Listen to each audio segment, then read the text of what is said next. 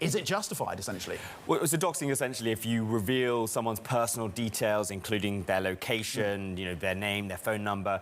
There is an account on Twitter called, I think, Elon Jet, or there was an account on Twitter called Elon Jet, which used a bot to scrape publicly available information about the location of Elon's private jet. And there seems to have been some sort of threat maybe on his life or on his family. We don't know if it's associated with the location of his debt. This appears to be a reaction to that. What does it say about his running of the company? Well, look, this is a private company. You can do whatever he wants. There's all this talk about free speech. He's called himself a free speech absolutist. Ultimately, free speech pertains to the government. The government's ability and willingness to prevent you from expressing your opinion. Private companies can do really whatever they want, even if you were to disagree with this thing.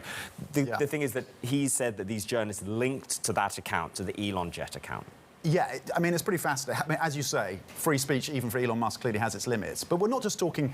We're talking about established journalists. Wall Street Journal, CNN, The New York Times. What does it say about his leadership style, and what has the reaction been to this? I mean, clearly there's a lot of... It's run according to his whims, right? This is a quick, reactive response to something. It doesn't seem to have been well enunciated. Here are the exact reasons I'm doing it. This is a change in policy. He appears to have reacted, with a certain amount of, I don't know, perhaps anger to the seemingly threats on his family. It is his company. He can do what he wants, for better or for worse. And if that leads to detrimental results for the company, that's ultimately his prerogative. Yeah, you can absolutely understand his concerns around security, but then the question is, to what extent is he broadening this out to journalists legitimately doing their job on reporting, even if it is critical on him and his companies? Talking of which, he's obviously sold a pretty significant chunk of shares, once again, around $3.5 billion in Tesla, to help arguably his financial situation, which is pretty challenging around Twitter. What has the market reaction been to that? Well, Tesla shares have lost a huge amount of value. They've dipped below $500 billion for the first time in several years. He has, at this stage, sold, according to Bloomberg estimates, in the order of $40 billion worth of stock.